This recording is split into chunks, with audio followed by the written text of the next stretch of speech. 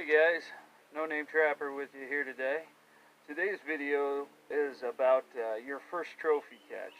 Okay, and so let's start out this video by saying you should, in my opinion, you should line up your first taxidermist or tannery, whatever you're going to do with your trophy catch. I would preview their work. Usually they'll have a photo album or they'll have work on display in their shop. And I think the most important part of your first trophy catch is first picking your taxidermist or your tannery.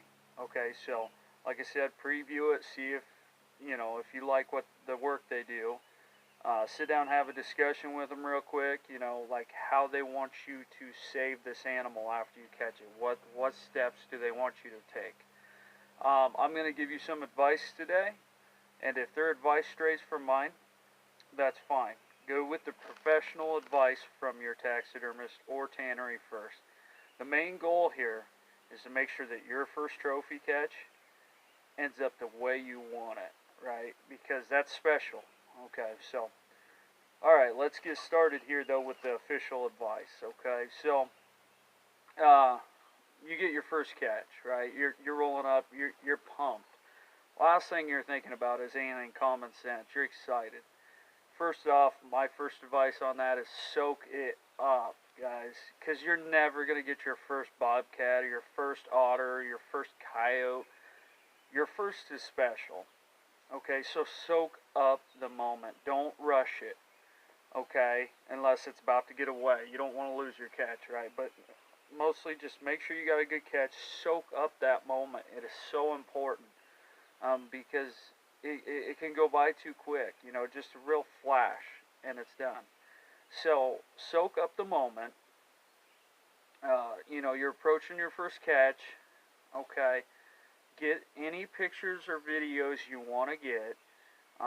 Try to relax a little and just, take it in.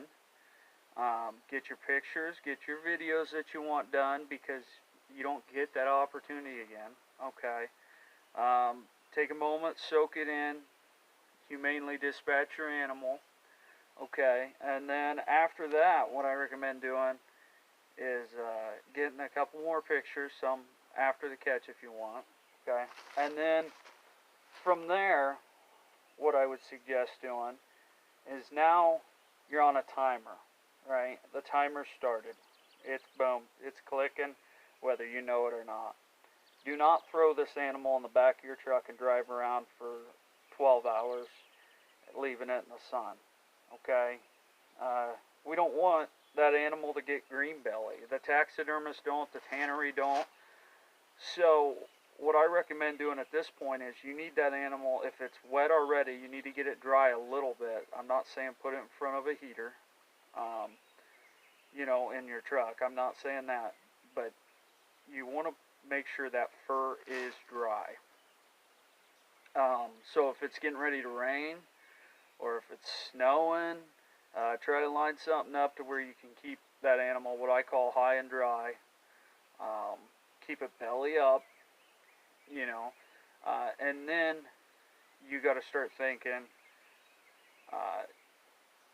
put a fan on it if you need to, take it home, put it in the shop real quick, put a fan on it, keep it belly up the whole time or hung by the back legs so it don't start to green belly. It will, okay, but you need to prevent that as long as you can. Now, most states require a tag on bobcats, some on otter, right? So if that animal needs to be tagged in your state, you need to go ahead and make the cut. Like in Iowa, we got to put it through the eye socket, and it comes out the mouth, and then it clips together, right? So you need to go ahead and make that cut before you freeze it.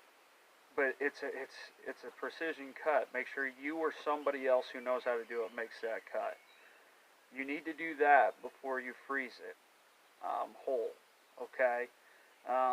If you're going to freeze that animal whole, that cut needs to be made for the tag, and you can either need to put something through there to keep that open, but again, don't mess up the eye socket. It's a very, I don't know if everybody puts their tags in the same place per state, or if it varies, but you need to make sure that that cut's made if you do have to have a tag. And now you're thinking either A, I'm going to skin it and it's going to go to a tannery, right? So take your time skinning it if that's the case, and then, you know, roll it up and freeze it after you get a tag on it if you still have to have it tagged, you know, whatever your first animal is, if it needs a tag. And then if you're freezing whole, here's the point where a big black trash bag, seal it up, and place that animal in the freezer belly up, okay? And the belly up slows down the green belly process. And the bag, try not to let the whiskers or any of that stuff touch or get broken off in this process. That's very important. When you put it in the freezer, don't shove it in there tight with a bunch of stuff. Make sure you got enough room for that. That's your trophy catch. Keep it in that bag sealed up so it doesn't stick to the sides of the walls of the freezer or something else.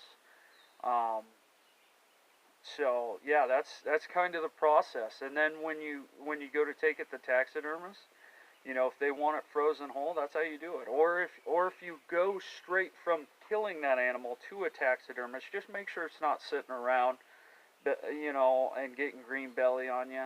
I see too many guys waste their first by driving around and not really thinking about these things. Okay, I've talked with a few tanneries and some friends of mine, and they've talked about the shape that they get these animals in is out of control sometimes. You know, I mean, that you bring it there and it's pretty much already scratched by the time it gets there.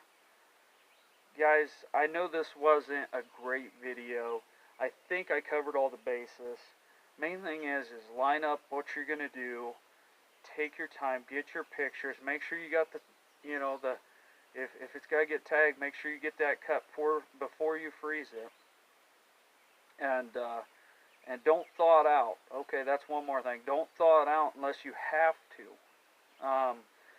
If you've already got the cut made, you don't have to thaw it out to meet with the DNR and get it, right? Because you already got something stuck in there, so you can just pull, like, whether it be a pencil or whatever, and put the tag in after. But don't thaw it out unless you have to. Get that animal, the taxidermist or the tannery, and get your baby back the way you want it. Hang it on the wall. And again, guys, this is just a short video. I don't want your first big catch to get messed up. Please, if your taxidermist or your tannery prefer something special, follow their advice.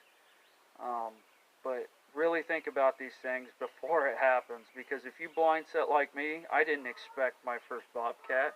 I didn't expect my first coyote years ago. I didn't expect those things. And, you know, I don't have room in my house for a bunch of mounts to be done, right? So I like to tan some things when they're special. And so, yeah, there's just some advice for you.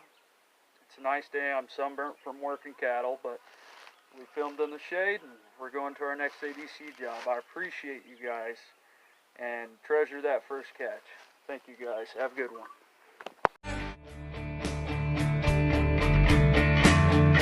Got an outdoor edge, catching critters.